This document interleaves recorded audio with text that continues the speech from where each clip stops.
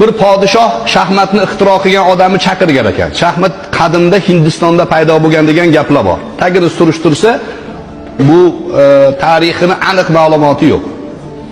Chaqirib podshoh so'ragan ekan, zo'r taktikaviy o'yin ixtiro qilsan, tilagingni degan ekan.